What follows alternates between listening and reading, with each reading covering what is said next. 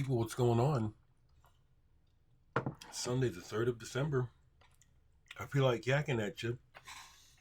And sometimes it'll be the comments that will prompt me to get up and say something, and maybe that's the purpose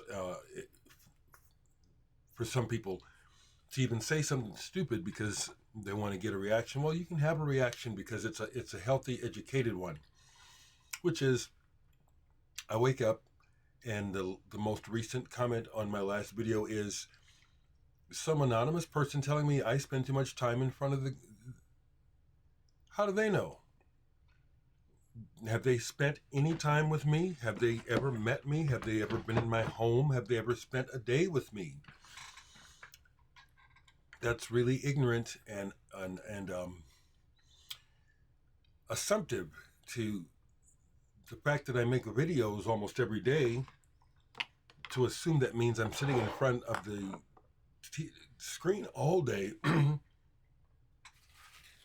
It's an assumption. It's a stupid one too, and it's like, what was the purpose of saying that to me? What was your purpose? What are you trying? Where are you coming from? Are you trying to help my life? Are you trying to help the world? Why did you say that? Who the fuck are you? Why are people so shitty? Answer the question. Why are people so shitty? You don't know me. You don't know anything about me except seeing these videos. That tells you nothing. Okay? Let me rant for a minute. So people were bugging me about the fact that I didn't say nothing about the Pogues. I think it's really obvious that I talk about what I like and what touches me. I haven't said anything about the Pogues because obviously the Pogues mean nothing to me. Okay? All right? So leave me alone. I smile because it's more like just trying to have good. Oh my goodness! My friend Liz just sent me a "I love you" message. Good morning, I love you. Oh wow! The timing of things, the way things happen. I feel very blessed, and so that's why I will bother to take on the dumb shit and the ignorant in this world, because we have a surplus of stupid and inconsiderate and unthinking. Oh my goodness.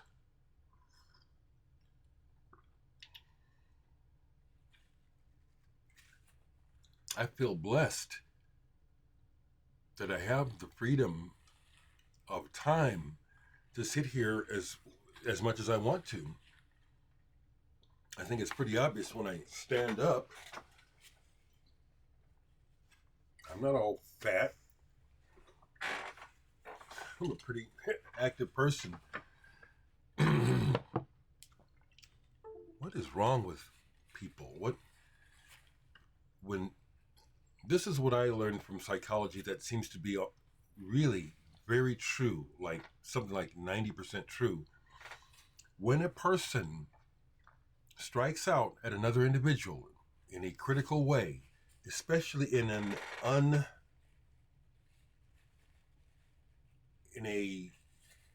way that wishes to denigrate or put down, that's an indication of a lack or a problem inside of the person who's doing the attacking. This is something I learned through my work and through school, also through work, through life. So when people come over hurling negative, weird, shitty things at me, you've already revealed your heart to me. Okay?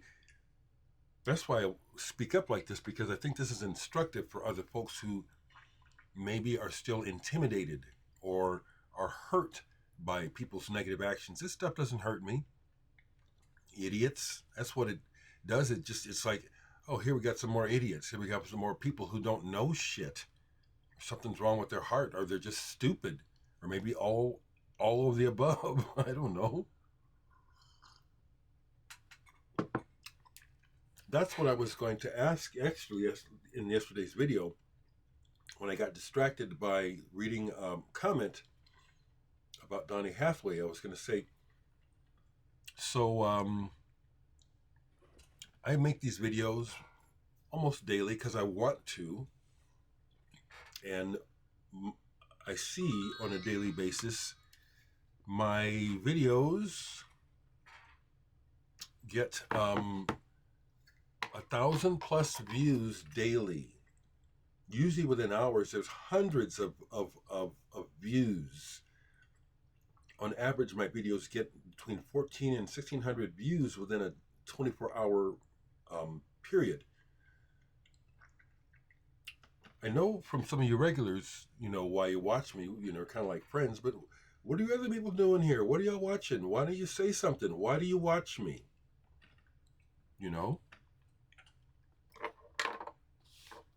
I don't know who watches me, This is a very, very vulnerable position to be in. That's why I speak up like I do about the negative input that I get from strangers. It's inappropriate. It's uncalled for. It's immature. It's not adult.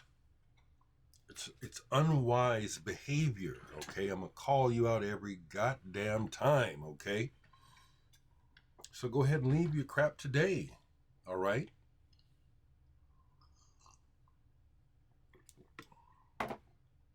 John, thank you for sharing the music with me, brother. Okay, but I'm not a strings attached sort of person that kind of feels like that a little bit, I just want to send me music, fine, thank you. Thank you. I appreciate it. I listened to most of this yesterday. Metatron Richard Pinhas, the man from Heldon. This is fantastic. Thank you. This is wonderful. I just love the way that he uses his it's like a Frippertronics thing that he does with the guitar and keyboards, and the way that he matches that with percussion. It's dynamic. It's fantastic.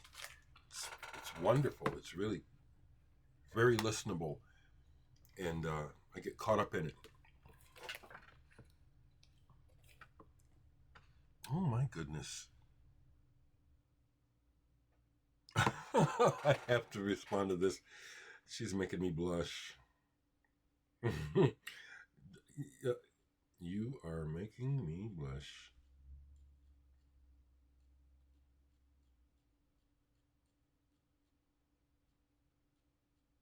Just a second, folks.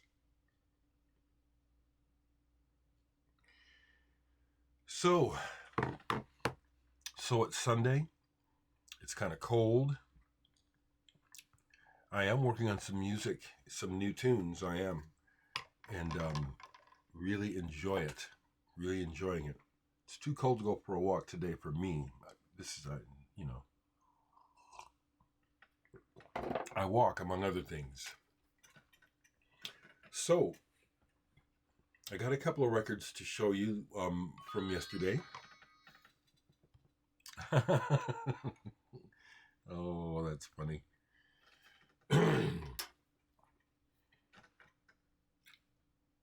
Say it one more time before I go on.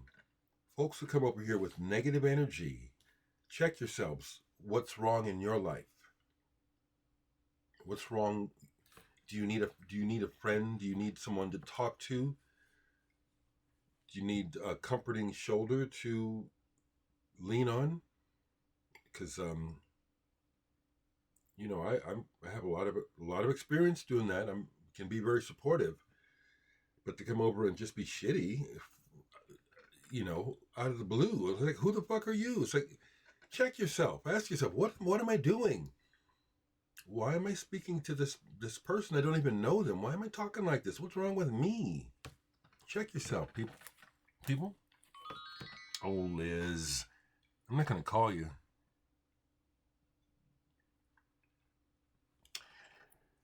This got to play. This is the 12-inch 45 BTTB, Ryuichi Sakamoto, Back to the Basics.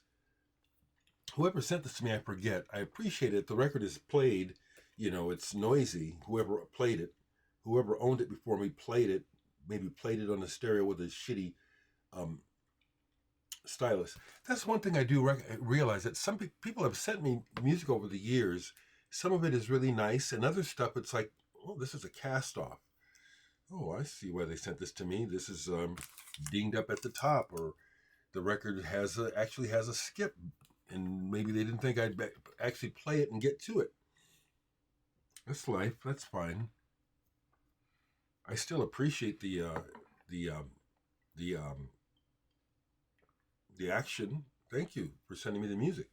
So this, I wouldn't have this if the person hadn't sent it to me, because these Sakamoto records are very hard to get, and they're very expensive to order from Japan.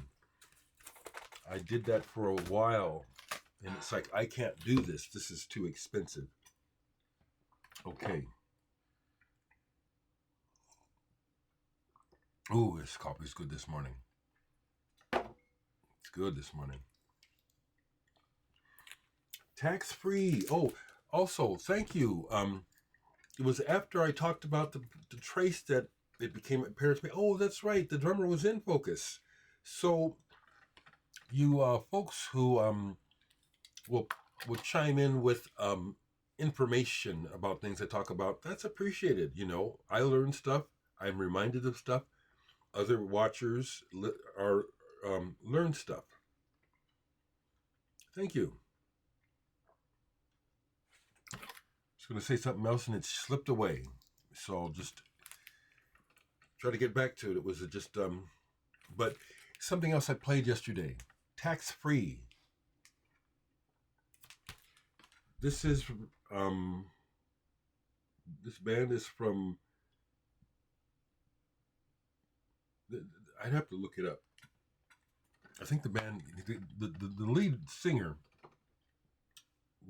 Vladimir Tax, was in a band. I have their album Outsiders, I think is the name of it. But this is nothing like that. That album is a rocking album. This is kind of jazzy with Richard Davis, who recently passed away, on acoustic bass, and John Cale on viola. This is an interesting album. It's not. It never rocks out. It's almost like, okay, so like, for example, I'm sharing with people that I don't care for the Pogues or Shane MacGowan. Van Morrison also is someone I don't care for, although he is highly rated and regarded. This album has kind of a Van Morrison sort of approach, but I like this. I think it was Domino and a couple of Brown Eyed Girl. I just heard those way too much, kind of like the blues. It's like I hear his voice and it really it makes my skin crawl. I participated some more in the psychedelic situation page theme of cosmic country rock records, but not really, just records that can somehow fit into that a little bit. I like Dereck's approach. So anyway, I pulled this album. I had shown the other Glencoe album. The bass player in this album, Norman Watt-Roy, someone who watches me knows him, and they're asking me to interview him. The idea is nice. It hasn't motivated me to follow up on it. I would put it like this: if the people who know Norman Watt-Roy, who played in this band, as well as Ian Dury and the Blockheads, who I have seen, if he would like to appear on the channel with me and talk about his music, get him in touch with me, okay? If he wants to do it, I'll do it, okay? But this album is not country, but there are some country touches to the songs. This is that early 70s thing where it's hippie time. And so you have this music that makes you think about I'm going back to the land and I'm living on the farm and I'm got the, you know, I'm living outdoors, and I like that feel. That music, again, I'm not going to censor myself for anyone. I talk about racism a lot because it's just a very annoying reality. This hippie music and the Beatles in particular, the way the Beatles stood up against apartheid and stuff like that, and insisted on playing to mixed audiences. This music and a lot of this music that I like represented to me the possibility of a better life, of a better relationship between people, between the races. I recognized as a child that I wasn't a second class citizen and that the entire world was my oyster, as well as the white kids who were acting like it. I went to predominantly white school, grade school to start off with. My sister Stephanie will remember. I've said this before. My dad did that on purpose so I could get a good view of what the world is really like, rather than what you would see if you are raised in a impoverished area, which we moved to. So this music and my focus on a lot of rock music and what some would consider white culture has to do with that. It has to do with, my life and just saying, I want everything like them. I don't want to just have to sit over here in the booth, colored only, or I'll only play what they think I'm supposed to play. All this is mine. I love this shit. So once again, Norman Watt Roy, if you want to come on the channel, I'd love to talk to you. Get a hold of me, okay? Through my email. All right? I'll leave it in the description box. Another album I pulled that I had recently bought used because I had never seen it before. I figured it'd be country, but it was like, it's on the Enterprise label. Enterprise, which was part of Stax Records. Caboose is the name of the band. So I kind of figured, this is probably kind of be country rock. But it was cheap. And I think I know the collector locally whose collection this is out of. White label promo. This isn't country. It's these folks trying to be soulful, there's the gospel in here, the gospel influence in here. And then another song in here where they're just directly talking about black hands, white cotton. You know what I'm saying? Trying to talk about the injustice. So it's not country. I'm glad I got it. Here's another album. I forget who sent this to me. It was a young man. He used to watch me regularly, and he had a channel. I've intrigued over the years by who aligns themselves with me, and then they go. Some people, it's like, they'll pop up in my memory. It's like, I remember Jimmy. Whatever happened to him? And people like that, you know what I mean? And Jen from Holland. I wonder if people are still even alive. I hope they're okay. But someone sent this album to me, and I was going to post this for a second in the country cosmic thread, but it's not. This is folk, and there's a Christian element to this. Possibly, it's like they talk about Jesus, but not directly like praising. It's like he comes up. Hunter Muskett. This is really good. This is so good that it inspired me to start a new piece based on one of the intervals that they do on one of the songs. I don't copy it. I take that as a reference for what I started last night. And I'm excited because I go to bed listening to what I've worked on when I work, and I have ideas of where to take it next. But that was inspired by listening to this album, Hunter Muskett.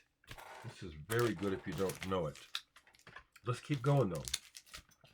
That's cool to find out that P. Jr. and other folks who watch me actually know David Peel. Why should I be surprised? But that's cool to hear. That's the other thing I will share, folks, is that I do enjoy stories, and when people share stories with me about music and meeting people and things that they've done, I read them. I do read them. Thank you for sharing. I'll go till I'm done. This got another listen to yesterday. Side 2, because I'd never gotten to side 2. Creative Improvisation Ensemble. If you have any interest in real jazz, free jazz, folks who without, it seems like they're free. They are just expressing. This is a perfect example. This is really strong. And Marion Brown and Leo Smith, just two people. This is very engaging, very alive. And I'm just about done. Hold this. This is an album I bought because Hiromi Hosono played bass on the session. I didn't know this musician. Hiroshi Sato with the album Orient. I like that cover. So this is bordering between light jazz, pop, and almost YMO, Yellow Magic Orchestra stuff. I like it. Nothing substantial, but the cover kind of just shows you, like, we're having fun. And I'm playing a lot of keyboards. That's what it shows. That's good. That's good.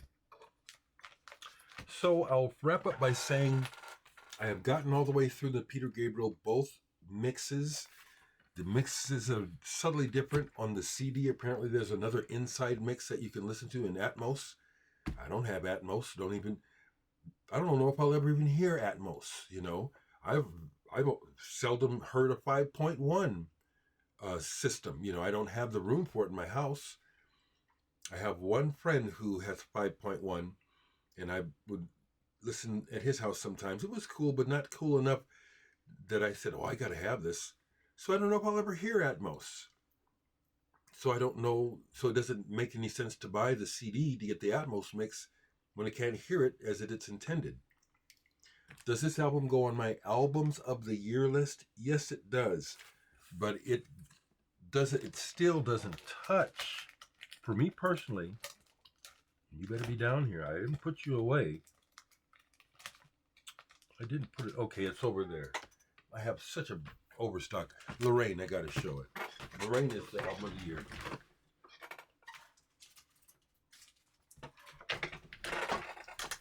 You know, I desperately try to, you know, over the years I've tried to thin out so I can, and then I've added shelves because I don't want to sit in a house full of stacks, but I'm stacking up a little bit right now. So Lorraine, I've told you about this album several times. I Killed Your Dog. This is still #1 album of the year. For a while it was Slow Dive. This is what I'm talking about. This woman should be, in my mind, highly regarded right now. In the same breath as Joni Mitchell. This woman is badass and very original. And she can't even hardly get anybody's attention. But she, Lorraine, is kicking Peter Gabriel in the ass, as far as I'm concerned, regarding the total picture. Love Peter Gabriel. So that's what I'm trying to say, you know. Try to understand what I'm saying. I'm not dissing Peter Gabriel. I'm trying to tell you how badass Lorraine is. You know about Peter Gabriel, you ought to know about Lorraine, okay? All right? Take care, people. I'll talk to you in a minute.